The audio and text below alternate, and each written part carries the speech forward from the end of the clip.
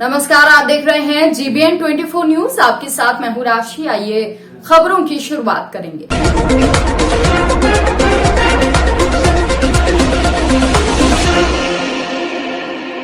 अमेठी में शादी में खाना बनाने गए कारीगरों के ऊपर सोते समय दीवार गिर गई। एक कारीगर की मौके पर मौत हो गई, 2 लोग घायल हो गए।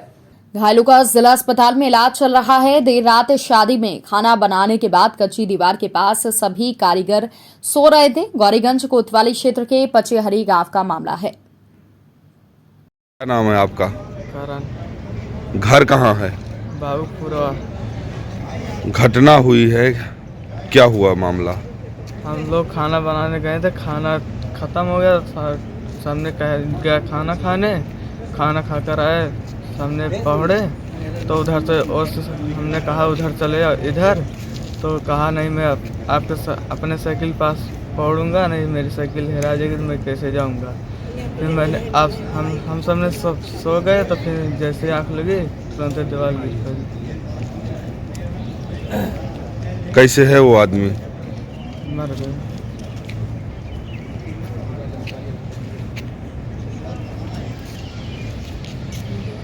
नाम है आपका? अजय कुमार। घर कहाँ है? गौरीगंज बीच चौक। भैया, दीवार गिरने से एक आदमी की मृत्यु हुई, क्या घटना है पूरी?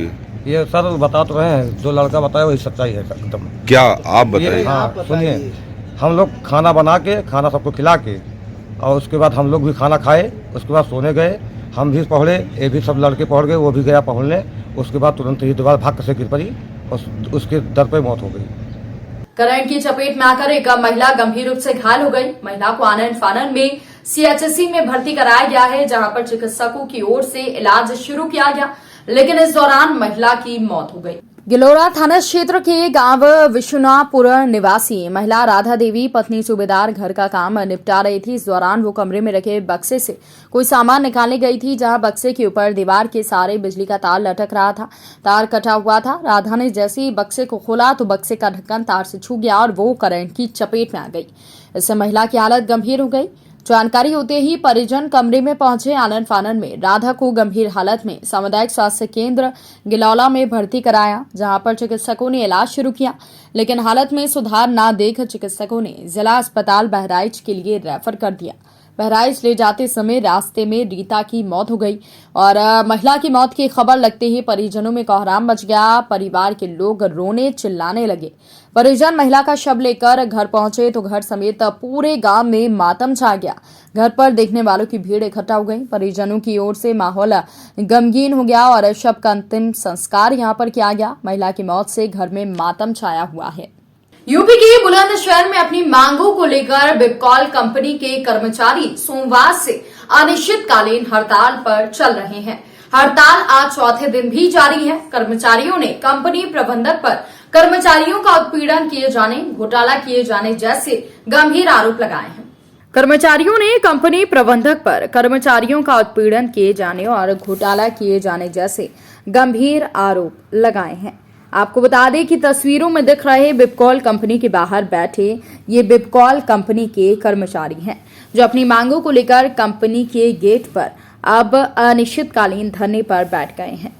बिपकॉल कर्मचारी क्रांतिकारी यूनियन के अध्यक्ष हेमंत कौशिक ने बताया कि मांगों को लेकर एक मांग पत्र प्रबंधक को सौंपा था। मांगे पूरी न होने पर प्रबंधक को 31 जनवरी 2022 को हड़ताल पर जाने का नोटिस भी दिया गया था और नोटिस का समय दिए जाने के बाद भी प्रबंधक ने कर्मचारियों से कोई बातचीत नहीं की। नोटिस की समय अवधि होने के बाद भी कर्मचारी हड़ताल पर चले गए। बिपकॉल कर्मचारी क्रांतिकारी यूनियन के अध्यक्ष हेमंत कौशिक ने बताया कि बिपकॉल भारत सरकार का उपक्रम है और जो विज्ञान और प्रौद्योगिकी मंत्रालय के अधीन है। यूनियन के अध्यक्ष का आरोप है कि उसमें प्रबंधक मंडल के द्वारा भ्रष्टाचार, कर्मचारियों का उत्पीड़न, बच्चों के जीवन के साथ खिलवाड़, फर्जी बिलों का भुगतान और साथ ही साथ कंपनी का असेसमेंट गायब करना, बिना DPC डिपार्टमेंटल के अपने चहेतों को प्रमोशन देना, बिना पोस्ट के प्रमोशन करना, बिना पोस्ट की भर्ती करना और साथ ही साथ करोड़ों का नुकसान पहुंचाना, ये सब शामिल हैं। कर्मचारियों ने अपनी मांग रखी है कि लगभग 2 महीने से ज्यादा हो गए हैं, प्रबंधक में कोई बातचीत के लिए प्रस्ताव नहीं भेजा है। कर्मचारी अपनी मांगों के लिए 15 फरवरी 2022 से अनिश्चितकालीन हड़ताल पर बैठ गए हैं। भाई जरा थोड़ा शांत रहो। क्या नाम है आपका? मेरा नाम हेमंत कुमार कौशिक है और यहाँ बिपकॉल एम्प्लॉयज़ क्रांतिकारी यूनियन का अध्यक्ष हूँ। आज आप यहाँ धरना प्रदर्शन कर रहे हो, किस लिए आप प्रदर्शन कर रहे हो? धरना धरना प्रदर्शन हमें मजबूरी में करना पड़ रहा। मैनेजमेंट ने हम लोगों का उत्पीड़न किया हुआ, भ्रष्टाचार में पूरी तरह से लिप्त हैं। हमें मतलब ह्यूमिलेट किया जा रहा, हरासमेंट किया जा रहा, धमकियाँ दी जा रही हैं, षड्यंत्र किया जा रहा है हमारे खिलाफ नौकरी से निकालने का। उसके लिए हमने इनसे 2 महीने पहले एक डिमांड नोटिस दिया इनको कि भाई हमारी जो डिमांड है उनको आप हमारी सुनें। सीनियरिटी मेंटेन नहीं हो रही है, जिनका प्रमोशन किया जा रहा है वो पोस्ट नहीं है, किन्हीं का 2.5 साल में डबल प्रमोशन कर दिया जा रहा है। जो लोग कोरोना काल में यहाँ पे काम करते थे उनको नौकरी से निकाल दिया बिना कोई कारण बताए। SC/ST कमीशन में इनकी पेशी हुई, वहाँ पे ये माफ़ी मांग के आ गए कि जी ये हमसे गलती हुई है, हम इनको ठीक करेंगे। इस बात को भी करीब 3 महीने हो गए हैं, इन्होंने कोई कार्रवाई नहीं की है। हमें कंस्पिरेसी के तहत निकालने की कोशिश की जा रही है। जो लोग इनका साथ दे रहे हैं वो उनको तो अपना मलाईदार चीज़ें दे रहे हैं, उनकी प्रमोशन कर रहे हैं। किसी की प्रमोशन हो गई, उनका ACR भी पूरी नहीं है, उनका समय पूरा नहीं हुआ, उनको प्रमोशन दे दी गई है। कोई 15-15 साल से बैठा हुआ, कोई 23 साल से हमारे साथ ही हैं किरणपाल, ये इनको 23 साल हो गए, इनको एक भी प्रमोशन आज तक नहीं दिया गया।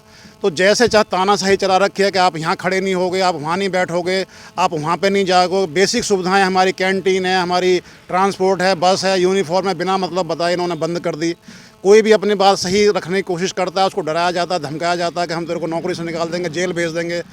इस तरह की बातें की जा रही हैं। इसके विरोध में यहाँ बैठे हैं। बच्चों के साथ जो हम पोलियो वैक्सीन बनाते हैं, यहाँ पे पोलियो वैक्सीन में कंटामिनेशन आ गया, लोगों के ऊपर प्रेशर बनाया इन्होंने कि उसको सप्लाई करो, नहीं सब उन्होंने मना किया तो इन्होंने प्रमोशन रोक दिया, उनको ट्रांसफ़र कर दिया पनिशमेंट पोस्टिंग पे, उनका इंक्रीमेंट भी काट दिया। जो लोग उसमें शामिल भी नहीं थे, जिनका उससे लेना देना भी नहीं है।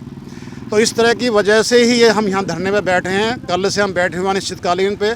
हमसे ना ये वार्ता करने को राजी हैं, ना ही कुछ करने के लिए राजी हैं, और ये कह रहे हैं कि सबको एक एक करके धो के मारूंगा। और मैं इन्होंने हमसे गलत पंगा ले लिया है और हमारे तो ये मतलब लाइफ भी डेंजर में कर डाल दी है। मारने पीटने की बात कौन कर रहे हैं? मारने ये अधिकारी हैं? एक्चुअली अधिकारी जो वर्ग हैं अंदर से वो क्रिमिनल माइंड के लोग हैं। इसके लिए हमने प्रशासन को, पुलिस को लिख के भी दिया है। ये पहले भी कंस्पिरेसी के तहत कुछ लोगों को निकाल चुके हैं। 4 हमारे यहीं के कर्मचारी थे जो 56J के तहत उन्होंने कंस्पिरेसी करके निकाल दिया उनको। एक कर्मचारी थे जिनके ऊपर कंप्यूटर चोरी का इल्ज़ाम लगा दिया, उनकी FIR लॉन्च कराई इन्होंने।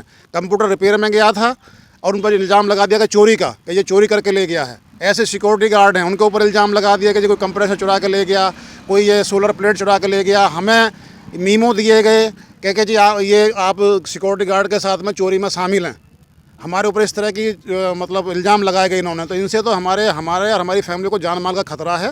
ये कुछ भी करवा सकते हैं किसी भी कर्मचारी के साथ में। हाँ जी, पंच नहीं करेंगे। रोज़ पुलिस को बुलवा लेते हैं, रोज़ अपना EPF हमारा कर्मचारी भविष्य निधि का जो पैसा है वो एक किसी कर्मचारी ने अपने खाते में जमा कर लिया। उसकी हमने लिखित में शिकायत भी करी, लेकिन मैनेजमेंट उसकी कोई संज्ञान नहीं ले रहा। हमने पुलिस प्रशासन में भी शिकायत करी है, पुलिस प्रशासन भी उस पर कोई कार्रवाई नहीं कर रहा। अब हम इसको जो है वहाँ पर टैक्सियाँ चल नहीं रही हैं, उनके फर्जी बिल आ रहे हैं, फर्जी बिल वेरीफाई हो रहे हैं, उनकी पेमेंट की जा रही हैं। इसके सब मौजूद है यहाँ पे प्रूफ कि अब बिना अप्रूवल के पेमेंट की जा रही हैं। अपने मतलब MD साहब के किसी के अप्रूवल नहीं है और अपने आप ही पेमेंट कर रहे हैं, क्योंकि खुद ही P&A के हेड बने हुए हैं, खुद ही भ्रष्टाचार में लिप्त हैं, खुद का अपॉइंटमेंट गलत हुआ है, खुद का प्रमोशन गलत हुआ है। तो वही प्रपोजल बनाया, खुद ही वेरीफाई कर लिया, खुद ही पेमेंट ले ली। तो देखने CAG ऑर्डर आते हैं, उनको भगा दिया जाता, उनसे मिलने नहीं दिया जाता, उनको बोर्ड लगा दिया जाता है कि इनसे कोई मिल नहीं सकता। भाई दिक्कत क्या है आपको? अगर आप अपनी जगह साफ़ हो, सही हो, तो आपको लोगों से मिलने से दिक्कत क्या? बातचीत करो, बैठ कर टेबल पर चीज़ों को सुलझाओ। लेकिन ये बिल्कुल नहीं चाहते यहाँ पे शांति व्यवस्था बने। कंपनी को अपने ग्रिप में ले रखा है, ईस्ट इंडिया कंपनी की तरह यहाँ पे कानून चल रहा है इनका। किसी को कुछ समझते नहीं है। हमारे MD साहब हैं, 5 महीने हो गए, उनको बार बार हमने प्रयास किया मिलने का, चिट्ठी पत्री भेजी है उनको भी, हमें अपॉइंटमेंट दे दो, लेकिन वो भी यहाँ भी आने को इच्छुक नहीं है। वो ना ही वहाँ बुलाने के इच्छुक है, ना यहाँ आने का इच्छुक है। एक वहाँ पे अतुल कुमार यादव हैं, एक ये संदीप कुमार लाल हैं, एक राजीव कुमार शुक्ला हैं। ये जो लोग हैं ये मेन कल्प्रिट हैं। इन्हीं की वजह से इस कंपनी के अंदर जो अराजकता फैली हुई है, लूटपाट मची हुई है। और अपने कोरोना के केस में हमें एक टेक्नोलॉजी ट्रांसफ़र के लिए गवर्नमेंट ऑफ इंडिया ने कहा, ये उसकी बात है जुलाई अगस्त की। इन्होंने मीडिया में बढ़ चढ़ के बोला हम ये कर देंगे, ये ले आएंगे, बोले अभी तक उसका कुछ भी नहीं हुआ है। पेड़ खड़े हैं, कोई कार्रवाई नहीं हुई इसके ऊपर। पोलियो वैक्सीन 60 करोड़ के घाटे में चल रहे हैं, वहाँ से हम लोन लेके यहाँ पर सैलरी दी जा रही है लोगों को। मैनेजमेंट का उस तरफ कोई ध्यान नहीं है। बस ये है कर्मचारियों को कैसे प्रताड़ित किया जाए, कैसे उन पर जुल्म करे जाए, कैसे उनको भगाया जाए यहाँ से, अपने आदमियों को यहाँ भर्ती करें। जो ऑलरेडी यहाँ पे आदमी है, कर्मचारी का कोई दोष नहीं है किसी का भी, वो कर्मचारी पूरा काम के प्रति समर्पित है, अपना पूरा काम कर रहा है। कॉन्ट्रैक्टर लेबर का पीएफ था, वो इसे खा गए, मतलब लोगों को पेमेंट कर दी, उनका पीएफ जमा नहीं करा और बिल वेरीफाई हो गए, जमा भी कॉन्ट्रैक्टर को पेमेंट कर दिया। उसकी हमारे पास पेमेंट आया चेक करने के लिए एक बार, हमने उसके 4 लाख की रिकवरी बनाई। वो 4 लाख की रिकवरी कॉन्ट्रैक्टर से कर ली, लेकिन उन कर्मचारियों को वो पैसा वापस नहीं किया गया। तो इनकी गुंडागर्दी चल रही है, जहाँ मर्जी जैसे मर्जी अपना कर रहे हैं। टॉयलेट की हम यहाँ शिफ्ट में ड्यूटी लगाई हम लोगों की, टॉयलेट नहीं है, पीने के लिए पानी नहीं है, लाइट नहीं है। बार बार लिख के दिया तो लिखने उसको ठीक करने के बजाय हमें मीमो पकड़ाने कि जी आप ऐसा क्यों कर रहे हो, आप क्यों एमडी साहब को लिख रहे हो, क्यों किसी को लिख रहे हो। भैया बेसिक इसेंशियल सर्विस में आता है, हमारे मोदी जी और सब लोग इसमें लगे हुए हैं कि सुविधाएं मिलनी चाहिए, लेकिन ये किसी को नहीं दे रहे कुछ भी। ये शाहबाद के मोहल्ला सुलेमानी में जनसंपर्क के दौरान भाजपा कार्यकर्ताओं पर ईंट पत्थर से हमला हुआ। भाजपा कार्यकर्ताओं ने सपा प्रत्याशी के समर्थक पर आरोप लगाया है। कोतवाली में तहरीर दी, पुलिस आरोपी की तलाश में जुटी है। शाहबाद के मोहल्ला मौलागंज निवासी आरती मिश्रा के अनुसार वो नगर के मोहल्ला सुलेमानी में चुनाव को लेकर जनसंपर्क कर रही थी। उसी दौरान मोहल्ले के एक व्यक्ति ने प्रधानमंत्री और मुख्यमंत्री के लिए अभद्र भाषा का प्रयोग करने लगा, जिसका उन्होंने विरोध किया। विरोध करने पर युवक ने ईंट पत्थर से भाजपा की महिला कार्यकर्ता के ऊपर हमला कर दिया, जिससे महिला कार्यकर्ता के साथ 2 लोग घायल हो गए। वहीं नगर में ये खबर तेजी के साथ फैल गई। सूचना पर पहुंची भाजपा के क्षेत्रीय विधायक रजनी तिवारी समर्थकों के साथ पहुंची और पुलिस भी मौके पर पहुंची। वहीं प्रभारी निरीक्षक ने बताया कि मामला दर्ज कर लिया गया है, आरोपी की तलाश की जा रही है। नगर में हमारी पार्टी की पदाधिकारी हैं आरती मिश्रा जी, वो वहाँ पे वोट मांग रही थी। उसी समय कुछ उपद्रवी लोग वहाँ पे आए और पत्थर चलाने लग गए। कहिए वो बच गई, कुछ लोगों ने बचा लिया। जिन्होंने बचाया उनके हाथ में भी काफ़ी चोट आ गई। वो पत्थर इतने बड़े थे कि उसमें अगर लग जाता तो बहुत चोट लग जाती। हमें ये समझ में नहीं आ रहा कि उनकी हिम्मत इतनी कैसे हो गई। कुछ तालिबानी ताकतें हम देख रहे हैं कि जब से आचार संहिता लगी हुई है उसके बाद से इस तरह की घटनाएं करने का काम वो लोग कर रहे हैं, उनकी मंशा है।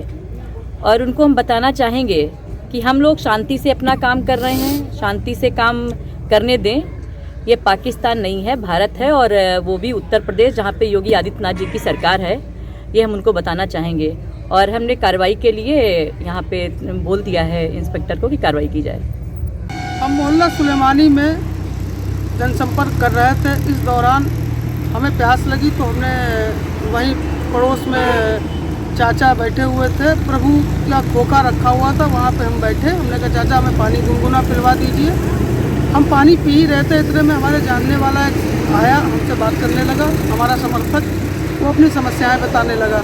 इतने में हमने उससे कहा कि ठीक है, चुनाव निपटने दो, तुम्हारी समस्या का समाधान करवाएंगे। इतने में अचानक से एक विरोधी पार्टी का समर्थक कार्यकर्ता, सपा कार्यकर्ता आया और उसने मोदी और योगी जी को गाली गलौज करने लगा। इतने में हमारे साथ में जो समर्थक मौजूद थे बकार भाई, इन्होंने उसको रोका। उसने कहा कि इस तरह की अभद्र भाषा का प्रयोग ना करो महिला के सामने। बस इसी बात पे उसने ईंट उठाई, 4-5 ईंटें उठाई और हम लोगों पर जानलेवा हमला कर दिया। यह जानलेवा हमला षड्यंत्र के तहत हुआ है। विरोधियों का कहना है कि विरोधियों ने यह सोचा कि आरती का हर वर्ग में अच्छा हिसाब बना हुआ है, अच्छी जगह उनको रिस्पांस मिल रहा है। हमारे सारे जो हैं समर्थक उधर जा रहे हैं आरती की तरफ, तो इसलिए उन्होंने बकार भाई और हम लोगों के ऊपर हमला किया। ये षड्यंत्र के तहत हमला किया गया है। इस बात की पुलिस ने भी हमको यह आश्वासन दिया है कि आप तहरीर दीजिए, उसके ऊपर मुकदमा दर्ज होगा और गिरफ्तारी होकर उसको जेल भेजा जाएगा। विधानसभा चुनाव में अब कुछ ही समय बचा है। प्रत्याशी अपनी अपनी ताकत झोंक रहे हैं। इसी क्रम में लखीमपुर खीरी की 144 विधानसभा मोहम्मदी से सपा प्रत्याशी दाऊद अहमद ने बनकागांव मीडिया से बातचीत की और भाजपा पर निशाना साधा। उन्होंने कहा कि भाजपा सरकार ने किसी जनता का विकास नहीं किया गया। अगर विकास किया तो भाजपा सरकार ने अपनों और अपना मोहम्मदी से भाजपा विधायक ने सिर्फ अवैध बालू खनन का काम किया। दाऊद अहमद ने कहा कि अगर जनता हमें विधायक बनाती है, सपा सरकार बनती है, तो ये गुंडा टैक्स खत्म होगा और सभी को आसानी से बालू मिलेगी। आगे उन्होंने कहा कि आवारा पशुओं से जो किसान परेशान हैं, आवारा के लिए बेहतर गौशाला बनवाए जाएंगे और भाजपा से जालिमों की सरकार है और जो आरोपी हैं उनको बेल पर छोड़ दिया जाता है, जो बेगुनाह हैं उनको जेल में डाल दिया जाता है। आगे क्या बोले सपा प्रत्याशी दाऊद अहमद, आइए आपको सुनाते हैं। विधानसभा का चुनाव लड़ रहे हैं, किस मुद्दे पे लड़ रहे हैं? विकास का मुद्दा है। विकास के भारतीय जनता पार्टी की 5 साल से सरकार है। पूरे क्षेत्र में कहीं भी एक ईंट विकास के नाम पर नहीं लगा। सिर्फ गुंडा राज और अत्याचार, सिर्फ सरकार ने अत्याचार, गुंडा राज और रिश्वत को बढ़ावा दिया है। इसलिए समाजवादी पार्टी आएगी, विकास की पटरी, विकास की डोर पटरी पर लाएगी। भाजपा सरकार में एक महिला चेयरहरण हुआ था पश्चिमा ब्लॉक में, ब्लॉक प्रमुखी चुनाव के दौरान। एक ही क्यों हुआ? तमाम देख लीजिए, पूरे हर जिले में महिलाओं पर अत्याचार हुए हैं। यहाँ तक कि यहाँ पसगांव ब्लॉक में भी चेयरहरण का हुआ था और कुछ भी उसमें कार्रवाई नहीं हुई, क्योंकि भारतीय जनता पार्टी के लोग सीधे सम्मिलित थे, चाहे विधायक हो और सांसद हो, सीधे सम्मिलित थे, इसलिए कोई कार्रवाई नहीं हुई। लखीमपुर खीरी में गृह मंत्री के बेटे ने किसानों को गाड़ी से कुचल के मार दिया, उसको 129 दिनों के बाद जमानत मिल गई। देश में आज़ादी जब लड़ाई चल रही थी तब भी इतनी क्रूर कभी भी घटना नहीं हुई जितने भारतीय जनता पार्टी की सरकार में एक क्रूर हत्याकांड जो किया है और 5 किसानों को शहीद किया है और उसको जमानत भी दे दी गई है। और यहाँ देख लीजिए कि कितने लोग निर्दोष आज सालों से जेलों में बंद हैं, उनकी जमानत नहीं हुई और जिसने 5 लोगों को शहीद कर दिया उसकी 3 महीने के अंदर जमानत हो गई है। यह भारतीय जनता पार्टी का दोहरा चरित्र है कि निर्दोषों को जेल में और जालिमों को बेल पे। अच्छा, एक किसानों की सबसे बड़ी समस्या है आवारा पशुओं को लेकर। आवारा पशु, एक एक गांव का एक एक किसान परेशान है आवारा पशुओं से। इस पर कुछ भी कार्य भारतीय जनता पार्टी की सरकार ने नहीं किया है। समाजवादी पार्टी की सरकार आएगी, एक योजनाबद्ध तरीके से उनका व्यवस्था की जाएगी, उनके बाड़े बनाए जाएंगे, उनको बाड़ों में रखा जाएगा ताकि किसानों का नुकसान न हो सके। इस बुलेटिन में फिलहाल के लिए इतना ही। अपडेट्स के लिए आप बने रहिए हमारे साथ। नमस्कार।